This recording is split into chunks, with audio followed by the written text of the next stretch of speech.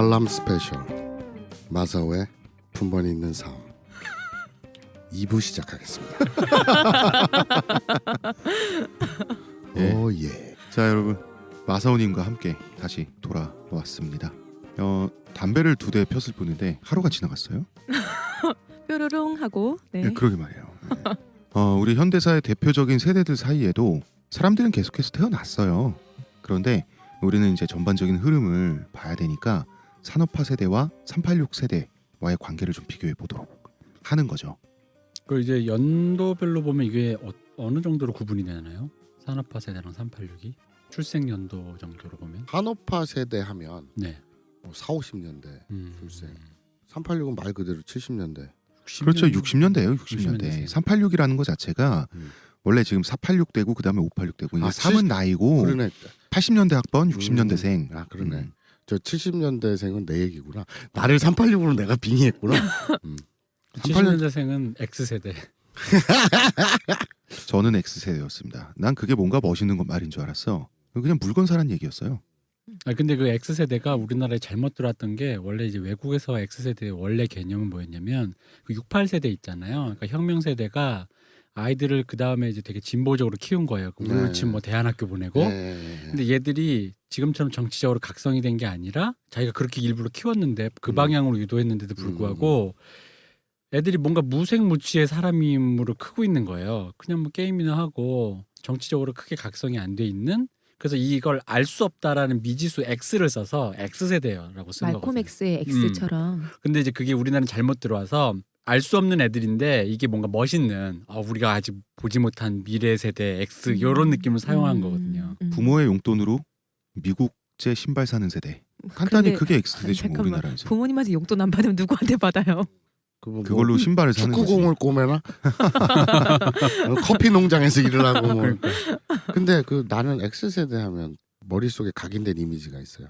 그때 내가 압구정동에서 네. 커피숍 알바를 하고 있었는데 20대 초반 때 그때 웬 빨간 외제 스포츠카를 탄 아가씨가 선글라스를 끼고 딱 쓰더니 나한테 길을 물어보는 거야. 그래서 가르쳐줬어. 또 가더라고. 근데 내가 왜 길을 가르쳐 드릴게요 하고 그 옆에 타지 않았나. 그거랑 길- 그 X세대랑 무슨 상관이죠 그게? 네? X세대랑 그게 무슨 상관이에요? 아. 그때 이제 오렌지족이라 그래서 그렇지. 그 그때 야타족. 오렌지족이지. 야타족 뭐 이런 게 많았었거든요. 야타를 안 했으니까 못한 거죠. 그래서 내가 그때 저쪽 논현동 방향이요. 일단 타고 딱 탄 다음에 오른쪽으로 가세요. 딱 그랬으면 그 여자도 오케이 했을까 안 했을까 그게 바로 경찰서로도 돌진하지 않으셨을까? 25년 전 일인데 아직도 그게 궁금해. 경찰서로 돌진하셨을 거예요. 그래요? 네. 아닌 것 같은데 그때 반응이 좋았어. 나한테 그 많은 사람 중에 왜 나한테 길을 물어보냐고. 길을 제일 잘 알게 생겨서. 그렇지 그렇게 생긴 게 뭐야? 도로 표지판처럼 생긴 거야? 관상을 뭐 보아하니 까만색 노란색 뭐 이렇게 생겼나? 관상을 보아하니 길을 알겠구나. 근데 오렌지족, 야타족 지금 이 청취자들 중에 그런 말이 뭔지 모르는 사람도 꽤 있지 않을까? 많겠죠. 있을 수도가 아니라 많겠네요. 당연히요. 야타족 이러면 그냥 단순히 야타 이건데 네. 뭔가 밤야자에다가 뭐 때를 타. 그런 거?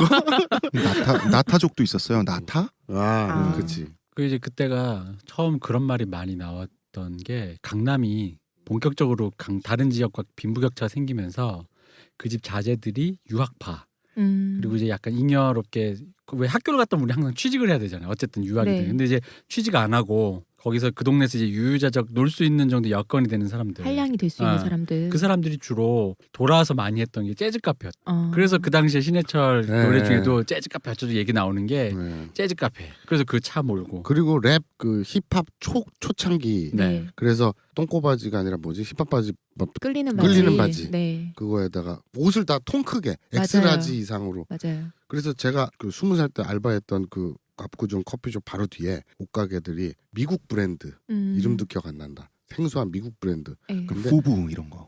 그런 거. 근데 되게 커. 그래서 나도 거기서 괜히 월급 타가지고 있어 보이려고 하나 샀는데 분홍색 티를 하나 샀는데 되게 컸어. 근데 뭔가 입고 그리고 돌아다녔어. 이어 이러면서. 부모님들이 왜 그 길거리 청소하는 바지라고 하셨던 그렇지, 것 같은데 그렇지. 그걸로. 맞아요. 네. 그렇지. 그 오렌지족의 최상층에 있었던 몇 명의 사람 중에 한 분이 노소영 씨죠. 남경필도 있고 남경필도 있었나? 같은 새누리당에서 남경필 욕할 때 저 오렌지족 출신 이렇게 욕했어요. 오렌지도 출신은 뭐, 그러면 뭐 이런 말도 좀 남궁민 씨의 아들이신 그분 지금 정치하시는 홍정욱. 분. 네, 그분도 유학파들을 오렌지족이라고 이런 건가요? 그러면? 대충 굳이 얘기하자면 그 당시에 미리 부를 축적해 놓으신 분들 중에 자제분들이 네. 유학을 갔다 와서도 일을 하지 않고 부모의 자산으로 네. 여유롭게 백수 생활을 할 수 있는 사람들을 사람들 오렌지족이다. 왜냐면 그 사람들이 노니까 그러니까 네. 원래 거기서 나온 건 아닌데 왜냐면 오렌지족이 뭐냐면 그 사람들이 이제 노니까 그 사람들 유흥 문화가 있을 거 아니에요. 네. 이제 그 유흥 문화가 그 당시 세태의 평균적인 20대의 유흥 문화와는 괴가 있었어요. 본인들만의 문화가 따로 있었군요. 그렇죠. 그러니까 예를 들면은 보통 우리 20대면 보편적으로 대학생이라고 치면 네. 그 당시로 이제 소주방 뭐 이런 데 가서 소주방 뭐 호프집 가서 호프 호프집. 먹고 돈가스 안주 먹고 이러잖아요. 선배들이랑. 소세지 야채 어. 금을 시켜 소야. 먹고 뭐지 저 쥐포 튀김 한 접시 2,000원. 맞아요. 그랬다고. 500이 500원. 막 그랬는데 그 당시에 이제 압구정이나 이제 강남 쪽을 가면 그분들 아까 말씀 재즈 카페 네. 그처럼 그러니까 나랑 비슷한 나이대인데 이 사람들이 예를 들어 26, 7인데 유학 갔다 와서 이미 재즈 카페 사장이야. 그리고 거기서 어떤 카페는 뭐 지금 유력한 정재계 뭐 하시는 분 중에 그분은 클럽제를 만들었어요. 아예 내가 돈 아무나- 있어도 못 들어가. 아무나 못 들어오는 네. 거죠. 뭘 못 들어가는 거야. 멤버십. 멤버십으로. 아. 그래서 그 당시에 멤버십이라는 게 처음 생긴 거예요. 그럼 우리는 또 멤버십 하면 우리 흔히 말하는 어른의 세계인 줄 알잖아요. 근데 네. 그게 아니라 나랑 같은 나이 또래의 젊은이가 거기서 그러고 있는 거예요. 등급을 나눠서. 그래서 이제 그 애들이 유흥 문화가 좀 약간 이제 조금 이제 악랄하게 표현한 거예요. 뭐냐면 이제 좀 퇴폐적이다 이런 식으로 언론이나 사회 분위기가 몰고 간 거지. 요즘 그러니까 흔히 말하는 뭐 기성세대 그 자식들이 좀 더 이렇게 뭐 상류층의 자식들이 네. 야타도 거기서 파생된 거고 뭐냐면 외제차 들고 와서 그냥 여자들한테 대놓고 야타한다 뭐 그런 식으로 했던 네, 거죠. 근데 이제 재밌었던 건 실제로는 그런 사람이 있고 없고가 갈렸던 게 뭐냐면 몰라요. 제가 본 경험에 의하면 거기서도 그렇게 막 노는 사람은 자기들끼리 약간 배제했어요. 양아치라고. 쟤들 너무 아. 심하다. 너무 양아치라고. 어. 배제하고 약간 고상하게 아까 말한 재즈 카페 이런 것처럼 고상하게 노는 거야 이 사람들이. 브런치 먹고. 브런치 먹고. 그때 이미. 네. 그 생각해 보니까 그 시절에 브런치라는 말이 등장하니까 사람들이 우와. 그럴만하죠. 그러니까 지들끼리 지금 대표님 말씀하신 것처럼 자기들끼리 뭐 인사요, 제임스요. 맞아요. 말투가 정겹어. 막 이러고 음. 이름이 뭐 지들 거기 유학에서 썼던 네. 이름들이니까. 저는 오렌지족 하면 보통 그때 미국 유학 많이 가고 LA 많이 갔잖아요. LA 쪽에 오렌지 유명하고 그리고 외국물 그때 당시 또 머리 염색 많이 하고 노랗게 그래서 그런가 뭐 이런 생각을 했었거든요. 그래서 오렌지족이 원정 온다고 그랬었어요. 뭐 예를 들어 이제 압구정은 이제 아까 말했던 우리를 뒤쫓아온 후발 양아치들 헛자 달린 람보르기니 몰고 온 애들에 잠식되어 가니 무르린다. 다른 데로 가자. 그래서 그러니까 이게 흔히 말하는 이제 요즘으로 치면 힙스터의 그렇지. 최초의 선배님들인 거예요. 최초에. 네네. 그래서 이 사람들이 다른 지역을 자꾸 뚫는 거예요. 네, 애들 홍대. 자꾸 무르르니까. 그래서 맨 처음 홍대를 뚫었어요. 그래서 홍대, 마포, 신촌 여기를 뚫고 그래서 지금까지 이제 계속 되는 거죠. 홍대가 괜히 젊음의 도시가 아니 젊음의 그게 홍대가 아니었군요. 그 힙스터들이 뚫고 들어오기 전에는 그게 되게 강했어요. 제가 거기서도 알바를 해봐서 아는데 네. 힙스터셨어. 아침 저녁으로 커피숍과 술집 다 네. 해봐서 분위기를 몇 년 동안 거기다 계속 거기서 한 10년 넘게 작업실 하면서 살았기 때문에 네. 분위기를 그 당시에 잘 아는데 만화 그리셨죠? 네, 네. 그러면서 그 당시에 그림 홍대가 있기 때문에 예술 홍익대가 있으니까. 그게 네. 강했어요. 어, 그러니까 그림이라든지 모이는 사람들도 음악 관련 또는 미술 관련 이런 사람 종사자들 그 언저리 출판 뭐 이런 실제로 그런 사람들이 많았고 클럽 문화가 아니라 그냥 차 마시고 술 마시고 이런 소담한 분위기에서 이제 클럽이 생기기 시작했는데 그 락카페 열풍 때문에 네. 그런데 신촌이나 이대에 있는 뭐 강남에 있는 락카페하고는 결이 달라.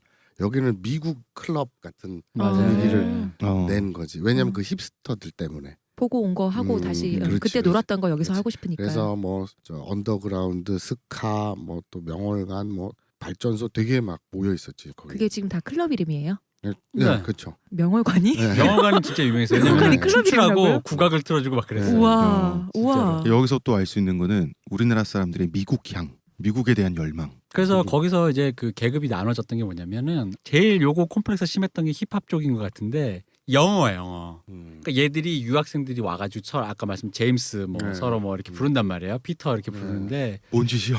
아 이게 옛날에 왜 루머로 있었잖아요. 삼성과 며느리들이 고현정 앉혀놓고 자기들끼리 불어로 대화한다고 그런 것처럼 이 사람들이 티를 내서 영어로 해 대화를 하는 거예요. 괜히 티를 내서. 그지? 그럼 목소리는 엄청 큰데 알아들을 수가 없잖아요. 그러면서 막 하면서 막 왜 1세계 백인들이 의외로 목소리가 커요. 왜냐면 신경을 안 써도 되니까. 애들이 지하철에서도 목소리가 크고 되게 매너가 없거든. 젊은 애들이. 그래서 뭐 걔들도 마찬가지로 영어로 대화를 하는데 이게 이제 문화적으로 뭐가 문제냐면 이게 이제 이쪽 열등감의 소산인 거예요. 그렇죠. 내가 영어를 잘하는데 네이티브가 아니야. 왜 자기는 알잖아. 내가 분명히 회화는 정말 잘하지만 나는 뭐 그냥 카투샤에서 배웠어. 뭐 거기 이런 물을 거. 못 먹은 거죠. 어. 물에 안 젖은 거야. 그러니까 왠지 내가 오리지널리티가 나한테 없다라는 그 어떤 컴플렉스나 이런 것들이 소산이 있어서 거기서 이제 계급이 나눠지는 거예요. 근데 이제 이게 힙합 쪽으로 가면 그게 뭐랄까 심화가 되는 게 힙합을 랩을 하니까 언어를 하니까 영어로 랩을 하는 게 너무 멋있는데 아직 우리나라에 그 당시에 한글화된 무언가가 없던 그런 기술이 아직 개발. 서태지 나오기 전. 그러니까 어설픈 거 뭐 학교, 종교, 벌교 뭐 이런 거 하던 때라 뭐 그런 랩을 하니까 아직 한국어에 어떤 랩 스킬이 없던 그게 시절이니까. 금방 지금 라인 맞추신 야, 거죠. 야. 뭐 이런 거 있잖아. 나는 널 봤어, 마이 하트. 내 심장은 뛰고 있어, 마이 비트. 이런 거 있잖아. 이게 아니 지금 근데 이거는 지금 워낙 많이 개그 소재로까지 쓰인 정도인데 여기서도 지금 빵 터지잖아. 근데 네. 그 당시엔 이게 굉장히 진지했다니까. 굉장히 정말 진지해요. 그랬어요. 그 폼 잡고 있어요. 학교, 종교, 벌교 이거 다 나온다니까요, 진짜. 그걸 진지하겠다고. 어. 근데 이게 안 되니까 나의 그거가 없잖아요. 내가 이거를 하면 웃음을 산단 말이야. 내가 영어를 한 오리지널이 발음부터 해서 아니니까. 문법도 틀리고 콩글리시 막 나오고 하니까 그 콤플렉스에 거기서는 좀 대표적으로 발현은 많이 됐고 실제적으로 그건 이제 예체능으로 작품을 내니까 거기서 볼 수 있는 거고 밑으로 깔려 있는 사람들끼리 지나갈 때도 네. 젊은이들끼리 술자리나 네. 이런 데서도 그런 컴플렉스의 그런 현장들이 많아요. 명월가 같은 데 가서도 자기들이 술 먹고 뒤에서 있으면 걔들은 영어로 얘기를 해. 일부러. 근데 걔들이 그 무슨 예를 들어 교포 2세도 아니야. 여기 있다 유학 갔다 온 애들인 거예요. 근데 자기들끼리는 거기서 만난 친구들이니까 어떤 멤버십을 프렌드십을 이런 걸 막 고취시키려고 그런 말을 멤버십 한다는 가게에는 거지. 못 가지만 우리끼리 멤버십 하는. 그렇죠. 네. 그러니까 뭐 지방 운수 회사면은 정말 알부자거든요. 그럼요. 유지란 말이에요. 유지 네. 지방 유지. 네. 유학 보낸 애의 자식 뭐 이런 거지. 이미 걔는 그 3대지. 갔다 와갖고 이제 서울 올라가고 컴온 이러고 돌아다니는 거지. 그렇죠. 그래서 그래서 그 콤플렉스가 잘 발현이 되는 게 뭐 영어 콤플렉스 말고 네. 그러니까 내 주변에 사람들이 누군가는 갑자기 땅값이 오르거나 아버지가 지주거나 해서 갑자기 왜 졸부가 돼서 왜 확 그 나랑 수직 계급차가 상승하는. 벌어지는 거 있잖아요. 네. 근데 나는 우리 집은 아버지 뭐 여전히 뭐 태권도 관장이시고 그게 유아 감독님 슈퍼하시고 뭐 이러니까. 유아 감독님의 그 연작으로 계속 나오는 거예요. 그러니까 뭐냐면 이걸 연대기로 보면 되는 게 강남 1970을 보고 말죽거리 잔혹사를 보고 그다음에 그 뭐죠? 연애는 미친 결혼은 미친 결혼 짓이다. 미친 네. 이걸 그리고 그분이 데뷔작이 바람 불면 압구정동에 가야 된다. 그러면 그 컴플렉스의 소산을 알 수 있다고. 그러니까 아버지 그런 식으로 강남이 개발됐는데 우리 아버지는 여전히 태권도 관장이야. 근데 옆에 있는 애들은 졸부야. 근데 나는 뭔가 애매해. 막 들이미는 양아치도 아니어서 한가위도 못 꼬시고 그렇다고 내가 뭐 되게 막 우리 집 부잣집 아들이라서 뭘로 어떻게 어필할 수도 없어. 그 가운데 서 있는 점이지대 같은 데 서 있는 사람의 얘기거든요. 그런데 이제 자기가 나고 자란데 말죽거리 압구정동 강남이니까 바람 불면 압구정동에 가야 돼. 근데 이게 점점 벌어지는 거야. 옆에 있는 애들이 점점 유학 갔다 오더니 외제차 타고 오고 카페를 세우고 난 여전히 학원 강사인데 그 카페 주인이 됐어. 이게 이제 그런 식으로 계속 그래서 그 마지막에 비열한 거리가 거의 활용점정인 거예요. 그런 깡패가 된 친구와 영화 감독 친구가 나오잖아요. 네. 그래가지고 그 둘이 여기 부동산 그걸 놔두고 벌어지면서 그거에 대한 얘기거든 이게 강남에 대한 얘기. 나는 평생을 강북에 살아서 마포에 살아서 네. 뭐 일산 잠깐 살았지만 그래서 그 강남에서 알바하거나 소위 말하는 힙스터들 그때 이제 오렌지족 혹은 X세대 유행이라는 그 접하면서 그냥 굉장히 이질감 느꼈던 기억이 나요. 그 지금 대표님 말씀하신 그런 컴플렉스가 보여 눈에. 맞아요. 근데 왜 그 지랄을 하고 사는지 이해를 못 하겠어. 그리고 이제 대학 가면 압구정동 이런 데들 꼭 있잖아요. 과에. 거기 사는 오렌지족 애들. 따라하고 네. 강남 살면서 니네 압구정동 알아? 좀 이렇게 좀 자의식 있는 애들이 있단 말이에요. 네. 옷도 좀 이질감 있게 입고 날씬하게 입는 게 아니라 당시에는 이제 벙벙하게 입는 거지. 아까 그 후브 티셔츠처럼 그런 애들 꼭 맞아. 강북 출신 애들한테 어디 끌려가서 꼭 쳐맞아. 꼭 쳐맞고 애들이 조용해져. 마사오님 때리고 꼭 다니신 거 강남 애들이 아니에요? 꼭 강남 애들이 한 번씩 맞아요. 참 재밌어 그런 거 보면. 그게 재밌었던 게 저희 학교 시절 얘기하면 이건 제 강남 출신 그 아까 전 회마다 등장하시는 얄팍한 작가님이 네. 압구정동 현대아파트에 사셨던 분인데 네. 그분의 증언에 의하면 그러니까 강북은 그 당시 패션이 스키니였어요. 말구두에 스키니 바지. 약간 그 당시 똑 떨어지는. 그리고 강남이 힙합이었거든. 아. 근데 강북이 먼저 흔히 말하는 범죄와 전쟁처럼 그 흔히 말하는 동네 왜 본드 불고 양아치들 삥 뜯는 애들을 외곽으로 쫓아내기 시작했어요. 그게 강북이 먼저 됐어요. 제가 대학로에 살아서 아는데 제가 대학로에서 중학생 때까지는 조금 한 10시 8시만 넘어도 삥 뜯겼어요. 근데 이제 그게 점점 뒤로 범위가 확대되면서 대학로에선 절대 그런 일이 없었어요. 넘어가면서 도남동, 삼선교, 쌍문동 거기 가면 이제 뜯기는 거예요. 그러니까 외곽으로 점점 쫓겨나. 왜 우리 뉴타운처럼 그런 애들은 점점 이제 걔들이 뭐 정신 차려서 대학 가고 그랬겠어요. 그 외곽으로 밀려나는 거지. 그런 식으로 사람들을 밀어버리니까 제가 10대 때 고등학생 이제 좀 나이가 들었을 때는 이제 그런 이런 말은 표현이 좀 웃기지만 어른들 표현은 좀 클린한 상태였어요. 밤에 다녀도 애가 뭐 독서실 갔다 와도 안전하게 오는 거예요. 걱정하지 않아도 되는. 근데 이제 그게 말죽거리 장학사처럼 그게 아직 강남이 그 시기에 그 정도까지가 안 됐어요. 아직은.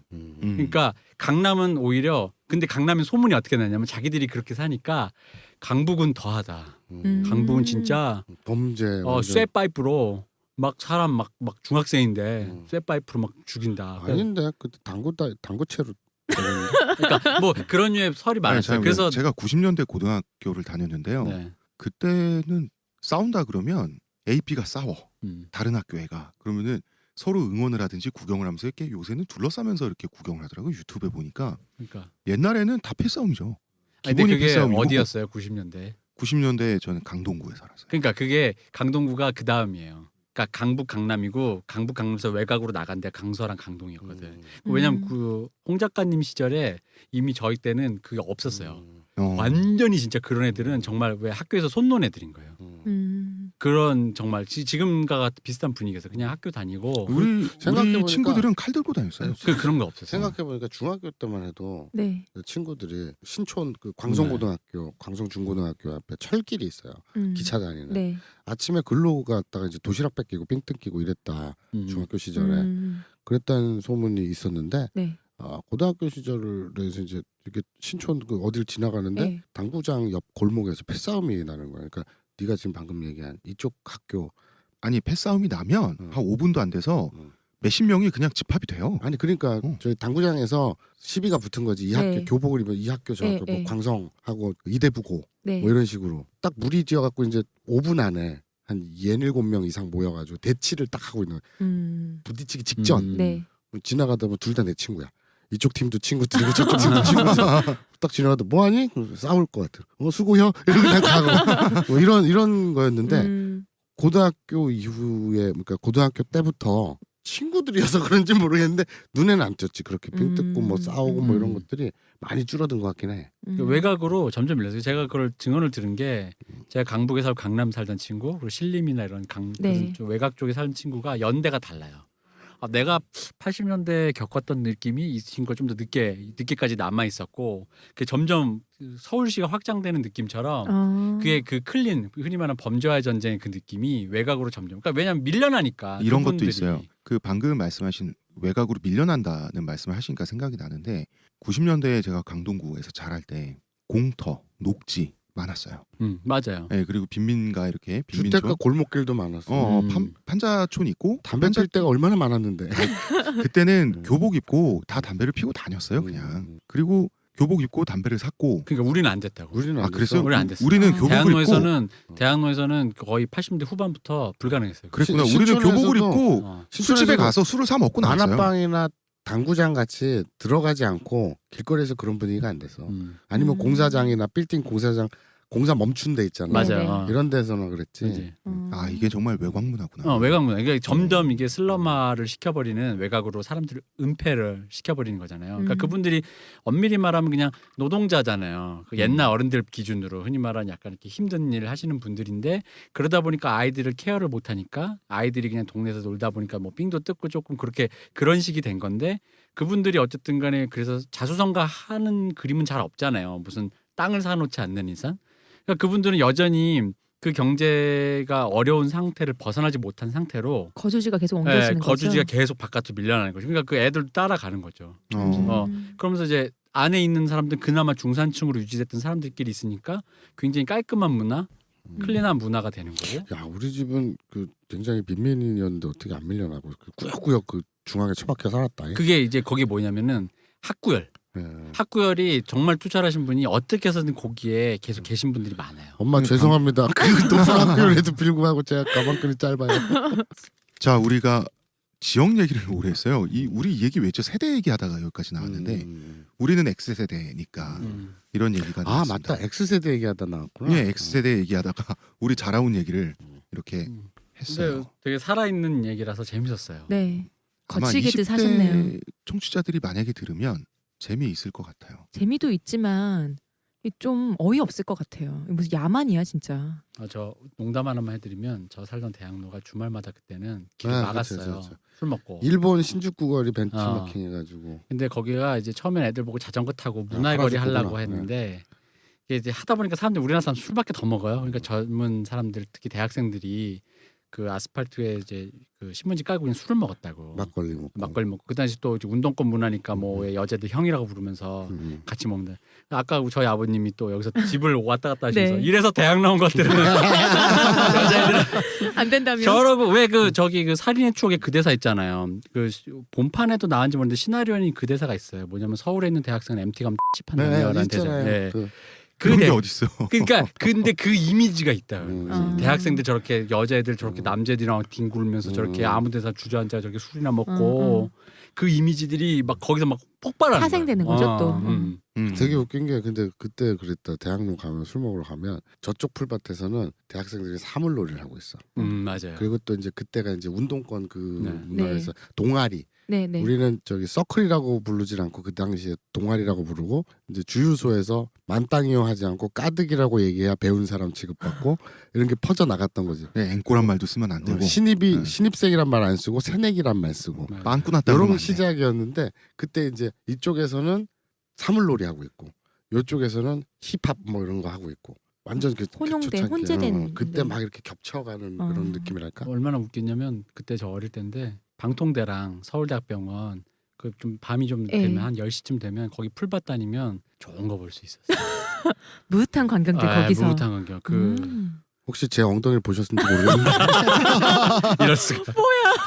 배가 더 먼저 보였을 것 같아요. 야 그때는 이렇게는 안 나왔다. 그랬나? 그랬어야죠. 우리 또 이 얘기 나오자마자 본물 터지시 자기 옛날 얘기하는 이게 바로 꼰대라는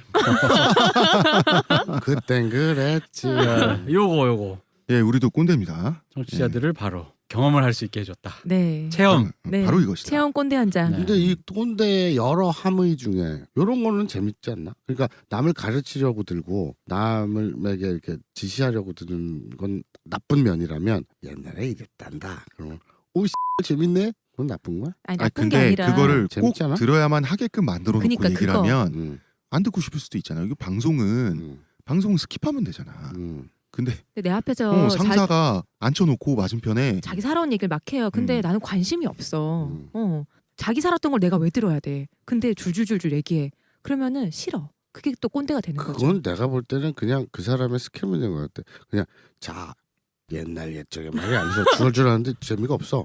안 듣고 싶어. 네. 그런데 이제 여기 우리 홍 작가처럼 하하하 한번 들어봐 이러면서 막 재밌게 얘기하면 또 빠져들잖아. 홍 작가님이 재밌게 얘기한다고요?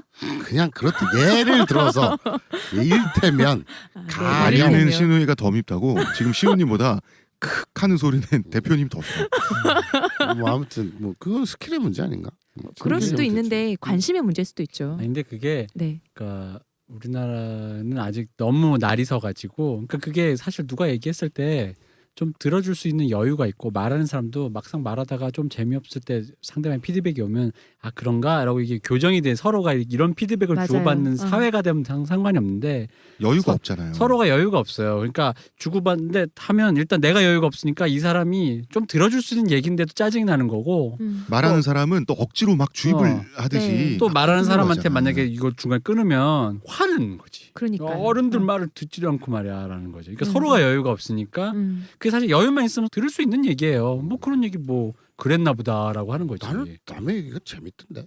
만약에 늘 야근을 해야 돼. 근데 직장 상사가 날 앉혀놓고 그런 얘기하고 있어. 난 지금 빨리 조금만 빨리 해서 집에 가고 싶은데 앉혀놓고 그딴 소리를 하고 있으면 얼마나 싫겠어요. 그러면서 내일 와서 일해? 이게 아니라 그거는 다 하고 가? 이러면 재수없다. 어. 알겠습니다. 미안해요.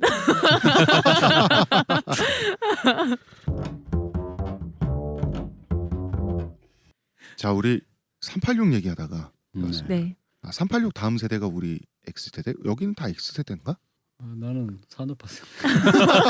수학교를 나오신? 소학교 나오셔서 알겠습니다.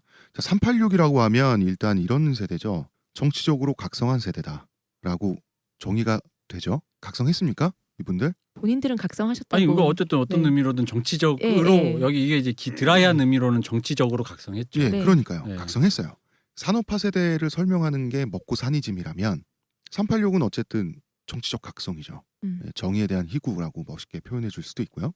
그러니까 이만큼 먹고 살게 해줬으면 되지와 정치적 각성이 결국 갈등을 일으키게 되면 자기 부모 세대에 산업화 세대에 이만큼 먹고 살게 해줬으면 되지라는 말을 천박하게 생각할 수밖에 없죠.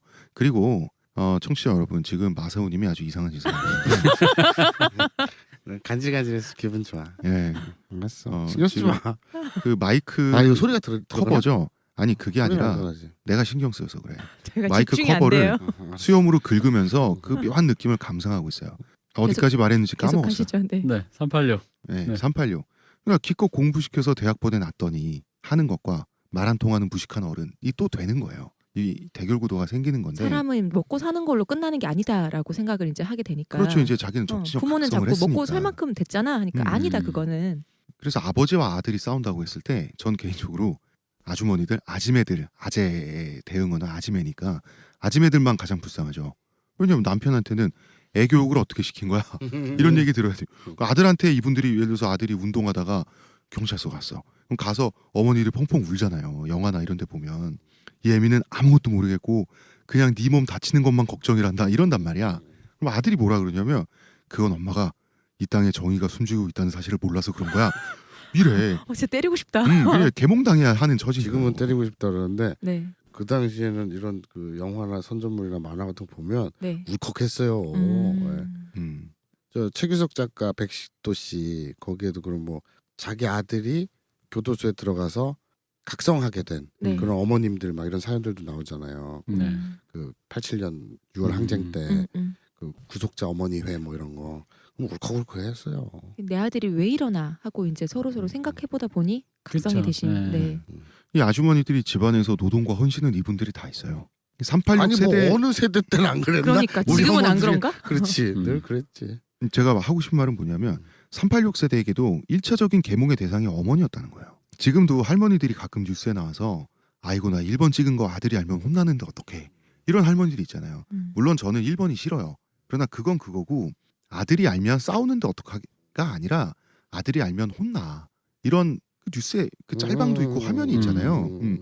386 세대 아들이란 말이에요. 아들이 논쟁의 대상이 아니라 아들한테 계몽 당하고 교육의 대상이 된 엄마. 그러니까 남편한테나 아들한테나 동등한 설득의 대상으로 취급되지 못한다는 뜻에서 이분들은 노동과 헌신뿐만 아니라 사실은 많은 무시를 당한 거예요. 네. 제가 이제 네. 이 타이밍구에서 네. 고해성사를 하자면 어저께 그러니까 저희 어머님이 이제 2월 초에 설날 때 그 감기 몸살에 걸려서 한 달을 앓으셨어요. 아이고. 근데 몸무게가 5kg나 빠진 거야. 너무 헬스했는데 우리 엄마가 워낙 병원 같은 데 가기 싫어해요. 네. 그래서 내가 강제로 그 병원에 그 건강검진 네. 이거를 신청을 해가지고 강제로 예약을 해서 모시고 갔어요. 네. 그래서 어지럼증도 있고 막 손발 떨림도 있고 하니까 뇌 쪽이 의심돼가지고 무서워서 네. MRI 다 했어요. 네. 머리부터 발끝까지 쫙 했는데 돈 되게 많이 나왔어.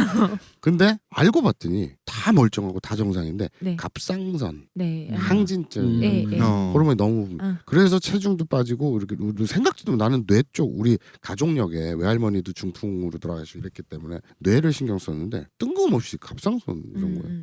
그래갖고 이제 검진은 그렇게 나왔으니 병원 가서 네. 진단을 해라, 검사를 받아라. 그래서 다른 병원을 이제 일산병원에 모시고 갔어요. 근데 그게 어제였어요. 어제. 네.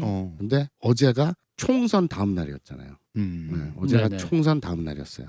어제가요? 어제는 네. 다 다음 날이죠. 다 다음 어제 날이에요. 금요일이니까. 아 그러면 그제였구나. 참. 네. 그제 총선 다음 날 이제 어머니를 태우고 이제 운전을 하고 가고 있는데 무슨 얘기가 이렇게 나오다가 총선 얘기가 나온 거야. 네. 근데 길가에 가는데 왜 당선 사례. 네, 그런 게 막 붙어 있으니까 그 얘기가 나왔는데 우리 엄마가 이실직고라는 거야. 고해성사를. 어. 사실 나 평생 처음으로 지난 대선 때 네 말 안 듣고 박근혜 찍었다. 아, 그 전까지는 어. 그럼 마사오님의 말을 듣고 찍으신 네, 거예요? 내가 이제 20대 되고 나서 이제 몇 번 찍어라. 엄마 누구 찍어야 돼? 엄마 하셨는데. 엄마 아버지한테 내 동생한테도 내 동생 그때 나보다 6살 차이 나니까 투표권 없으니까 네. 내가 이제 소위 말하는 이 386 소위 말하는 각성되고 나서 지금 저희가 하는 말을 네. 하셨던 거죠? 네 어머니 아버지한테 근데 아버지는 내 말 안 듣죠. 네. 우리 아버지가 경북 안동 출신인데도 불구하고 김대중 지지자였고 그런데 어머니한테는 내가 일방적으로 지시를 한 거였어. 근데 그거에 대한 문제점이 이런 게 전혀 없었어 근데 나는. 당시 어머님들의 태도에 그런 게 있었다니까요. 어. 그런 태도가 있었어.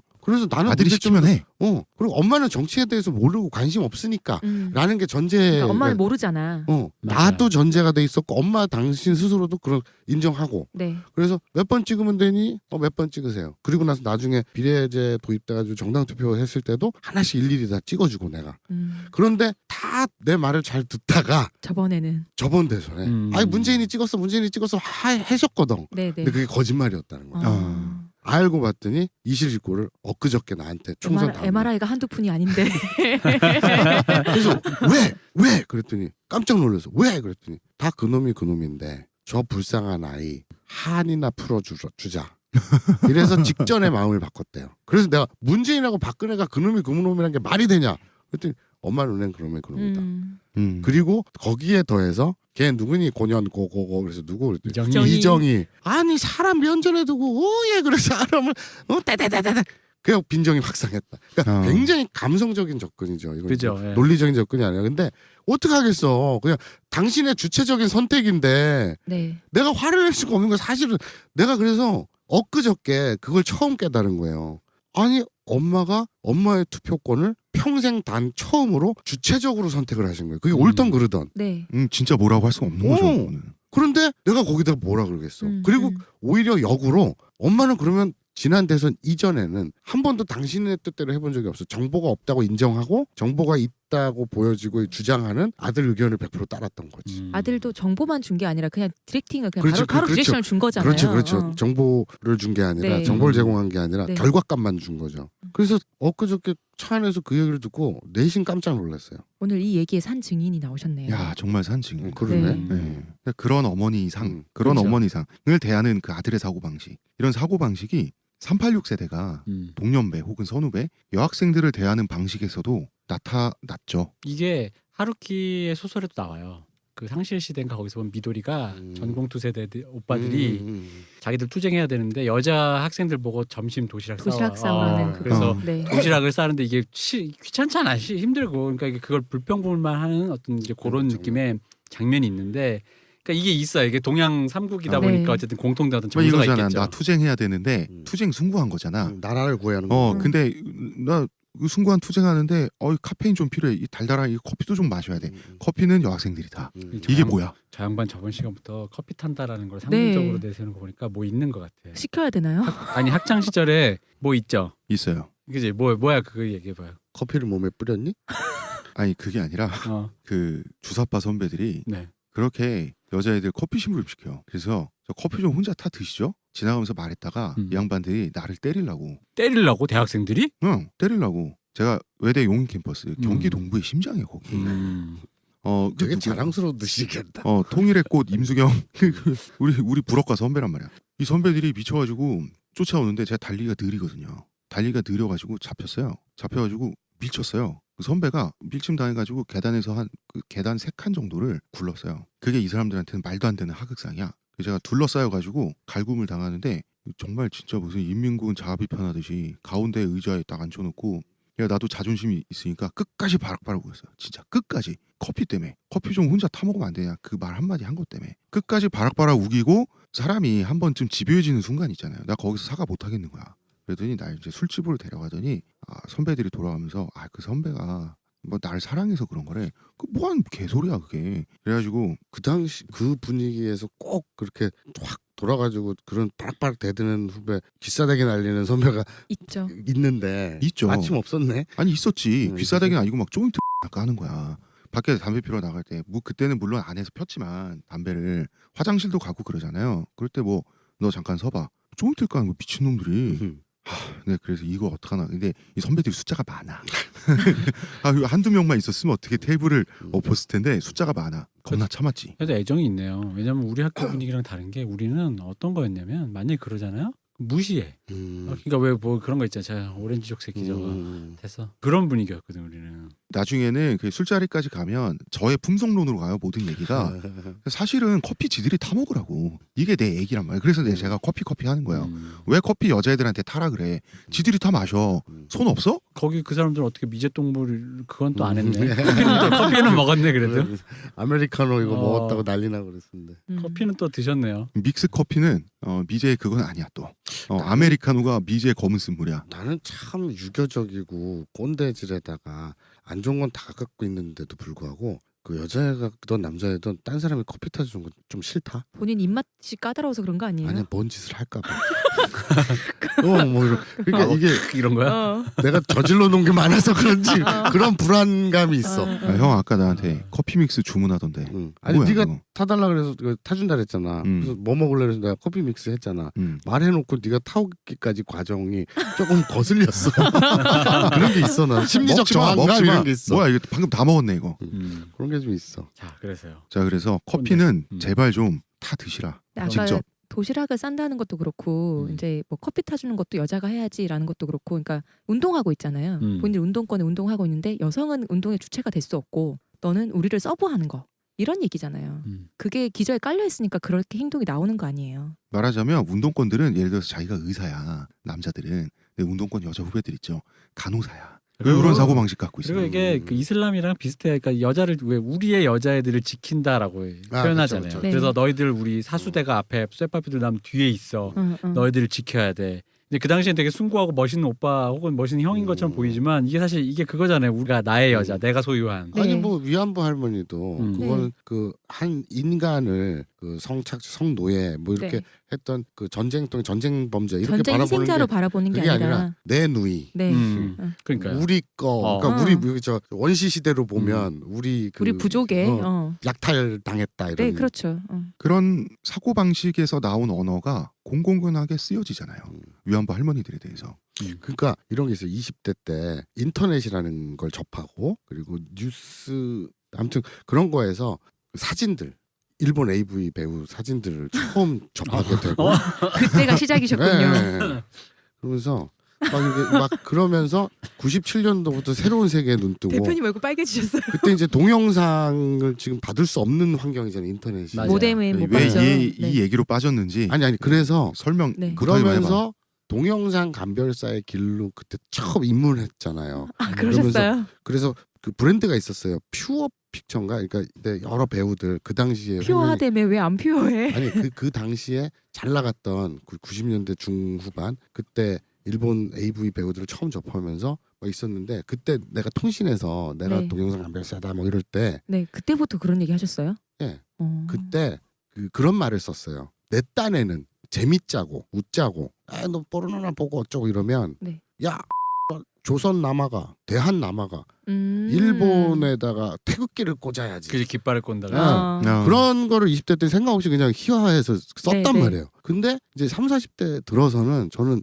그런 생각 자체가 없어졌거든요. 네. 그러니까 이게 이제 뭐라 사람은 해야지? 변하니까요. 깨달았다 그래야 되나? 네. 그거하고는 상관없는 뭐 이런 거 그런 국뽕 네. 이런 건 좀 병신 같은 짓 이렇게 느끼다 보니까 오히려 이제 그 3.1절 날 안 보자 이런 거는 그냥 개그로 되지만 그런 어떤 깃발을 꽂는다 이런 표현 이런 것들은 소유물로 보는 것들. 좀 삼가하게 되더라고. 네. 옛날에 에로 영화 중에 아예 태극기 휘날리며가 아니라 태극기 꽂으며 있었잖아요. 별걸 다 알고 계시네요.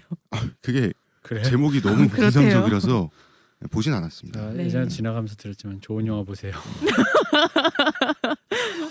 인생은 안 짧습니다. 봤다고요? 안 봤습니다. 보면 좀 어때? 아니 저는 야사를 봐요.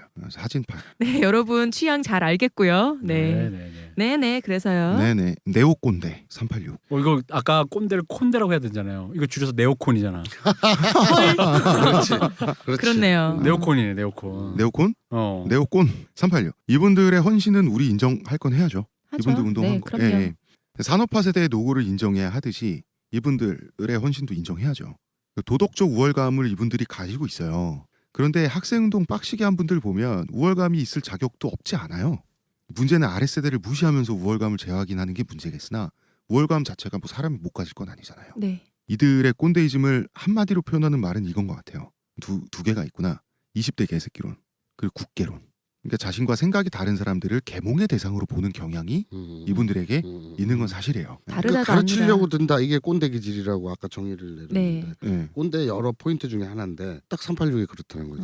계몽의 대상으로 보는 건 사실이에요. 다른 걸 자꾸 틀리다고 생각하니까. 그렇죠. 틀린 거는 옳은 거를 가르쳐 줘야겠다. 이렇게 음. 생각하니까요. 그러니까 2030의 현재를 각성의 부족으로 보는 그런 경향이 있어요. 심지어는 경제적으로도 노력의 부족으로 봐요. 아까 그 대표님 말씀하신 이 중에 내용 중에 꼰대이즘이 있다고. X세대네. 그러니까 68세대가 정치적 각성을 하라고 네, 교육을 맞아요. 시켰는데 네. 거기 한 발 늦게 온 거예요. 이 새끼가 우리나라에서. X세대로 자라난 거야. 허탈하잖아. 그러니까 우리 386이 애들을 이렇게 했는데 정치적 각성이 안 됐으니 그거에 대한 피드백으로 이 새끼 뭐 그거 우리 부모들이 맨날 하는 말이죠. 저게 저 땅이 어디서 나왔지 저게 그거지. 네. 맞아요. 음. 민주화를 그게 국계론, 시켜줬는데 20대 개새끼론이지. 민주화된 세상을 물려줬는데 왜 우리한테 이렇게 불만이 많아? 음. 이게 지금 있는 거예요. 그런데 지금 기성세대가 된 386에 대한 2030의 분노도 사실 이해가 돼야 되거든요. 분노 자체에 동의할 필요까지는 없어요. 여기서 좀 주의해야 될 게 요즘 애들이 이런 말 하잖아요. 그때는 놀거나 운동해도 취직할 수 있으니까 마음껏 운동했다. 이런 말 쓰면 안 돼요. 아니 왜냐하면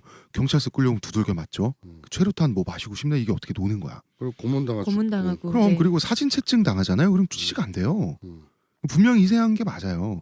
이 사람들 취직 안 돼가지고 뭐 10년 동안 굶다가 강남 대치동에서 다 스타 강사 된 사람들이 이 사람들이에요. 스타 강사 되려고 된 게 아니라 하다 보니까 된 거지 이 굶다가 된 거라고요. 그렇지만 이제 경제 구조의 변화에 있어서 가장 큰 혜택을 받은 것이 386인 것은 사실이죠. 우리나라에서 이들의 경제 기득권이 아랫세대로 내려오지 않고 있는 것도 사실이고요. 그 재밌는 거는 아니 근데 그거는 386이 경제 기득권을 갖고 있었다 할지라도 설령 갖고 있었다 할지라도 IMF 터지면서 다 망한 거 아니야? 아니 나는 세대적으로 세대적으로. 세대로 보자는 거지. 그 사람 개개인들을 보면 우리나라에 성공한 사람 한 줌밖에 안 돼요. 세대로 보면 그렇다는 거죠. 근데 재밌는 거는 386들이 자본주의적 사고방식 갖고 있어요. 운동을 하신 분들인데 왜 그럴까 제 생각인데요. 정의의 문제에 천착하다 보니까 정작 운동이나 혁명의 기본 목적 있죠. 이거 원래 경제 구조잖아요. 착취 구조 해소란 말이야. 이런 거는 생각을 해본 적이 없는 것 같아요. 독재 권력 물러나라. 이걸 위해서 목숨을 바치고 정의를 위해서. 사실 혁명의 그 최종 목표는 네. 어떻게 보면 권력의 선출 방식이 아니라 경제 구조의 변화가 어떻게 보면 혁명의 최종 목표인데. 맞죠. 근데 그러니까 자본주의를 예, 공산주의로 바꾼다는 거는 뭐 이를테면 그런 거고 음. 사회민주주의로 바꾼다든지 음. 이런 건데 또 이분들이 이제 보면은 자본주의 사회에서 부를 적어도 2030보다는 부나 지위를 축적한 상태에서 자신도 모르게 2030에 대한 착취에 동참을 하다 보니까 자이든 타이든 편의점 일하면서 알바들 이렇게 뭐 이를테면 그런 거죠. 이분들이 그러니까 이제 호프집이나 문제의식이 없어요. 근데 그게 이분들이 이걸 학습해온 방식이 우리 저번 시간에도 얘기했던 교조적이어서 그래요. 그러니까 자기 생활 영역에서 이게 어떻게 접점이 있는지를 원래 사람이 학문을 하고 배우면 아 이게 실제 생활에서는 이런 거구나를 이게 예시로 알아야 되잖아요. 네. 그래서 여자애들한테 이러면 안 된다는데 뭐 어린애한테 이러면 안 된다는데 네. 그거 아니라 이 사람들은 흔히 말하면 뭐 그걸 뭐라 하죠? 거대한 개념 있잖아요. 혁명, 정의, 거시적 관점. 거시적 해방. 관점 그런 관점으로만 접근해서 그래도 거시적 관점으로 접근하다 보니까 역사를 되게 숭고하고 약간 자기희생적인 관점으로 생각을 한 거죠. 근데 사실 이게 미시적으로 봤을 때 정의나 이런 거 아까 말씀하신 알바에 대한 얘기라든가 집안에서 뭐 여동생 엄마에 대한 어떤 나의 태도 이런 것들이 다 해당되는 건데 사실 정말 진보는 각 개인들의 이기성과 동물성을 인정하고 그걸 넘어서 존중하는 게 이게 정말 진보인데 바로 아주 정말 좋은 얘기예요. 진보란 게 다른 거 아니야. 취존. 그리고 저 진보 지금 얘기한 게 이기성을 인정하다는 말이 아주 간단히 얘기하면 욕망을 인정하라는 거예요. 사람의 욕망을 왜 부정하냐고. 포르노 합법화야말로 진보의 최종 목표까지는 아니지만 굉장히 그 모멘텀, 굉장히 중요한 그 기준점이 돼야 된다. 예? 저희 제가 방송 목소리가 조금 컸나요? 예, 좀 컸는데요. 네. 우리 저번 방송에 등장하신 교수님처럼 갑자기 좋은 얘기 하시다가 그분은 페미니스트를 가듯이 좋은 얘기 하시다가 네. 어쨌든 박수. 네. 저는 그렇게 생각합니다. 웃자고 얘기하는 게 아니라 굉장히 그 진보적인 정치적으로 굉장히 중요한 아젠다를 전 던진 겁니다. 동의합니다. 네. 저도 동의해요. 네. 저도 우리나라 동의하지만 386들이 이런 방식으로 투쟁하지 않았어요. 그러니까 왜냐하면 또 이렇게 흔히 말하는 생활에서 오는 거는 어쨌든 간에 아까 좀 이제 이런 표현은 점이지대가 생기잖아요. 그러니까 완전 저쪽도 아니고 이쪽도 아닌데 이 사람과 나는 왜냐면 그 협의의 대상이지 내가 이 사람을 계몽하고 계도시키는 건 아니거든요. 그럼 이 사람과 나와 협의된 부분 있잖아요. 제3의 중간에 절충된 거. 이거를 그 사람들이 계량주의니 수정주의니 이러면서 깠단 말이에요. 무슨 소리야. 일단 자본의 지주는 이렇게 해야지 뒤집어야지 엎어야지 했지. 아니 그게 아니라 일단 사장님도 어려우니까 사장님과 내가 그럼 협의를 봤어. 일단 사장님이 뭐 최저임금은 안 되지만 이 정도 해준대. 근데 나도 그 사장님 이해했어. 물론 사장님이 물론 여기서 전제는 사장님이 진정성 있게 얘기했을 경우를 얘기하는 건데 네. 나를 착취 안 하고. 근데 이런 것들이 다 계량주의고 수정주의라고 하면서 욕을 해서 그런 부분들 다 배제를 했단 말이에요.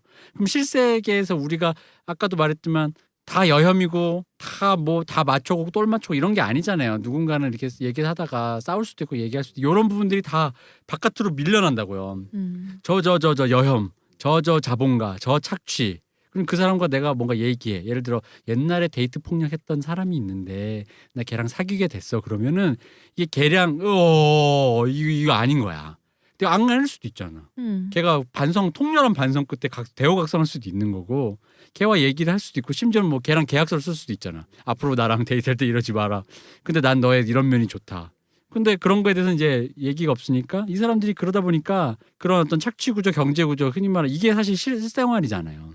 이 실생활에 대해서는 전혀 접근법이 없는 거지. 이게 추상적이고 막연한 거학을 설정해놓고 그렇죠. 강철레오로 그 거학을 향해 진격하자는 굉장히 이 사람들이 숙달돼 있는데 실생활에서 이걸 어떻게 적용해서 협의하고 방금 말씀하신 것처럼 조율해 나가는지 이거에 대한 인정이 없어요. 그러니까 자기가 남의 욕망도 인정하지 않지만 자기도 욕망이 있는 하나의 동물일 뿐이라는 거를 본인 스스로도 이 사람들이 인정을 안 해. 나는 그 거하게 맞서 정의를 하는 사람이니까. 그 습관이 있는 거예요. 근데 그런 거 아니에요. 이분들 중에 태반이 이분들 다 힙스터라니까.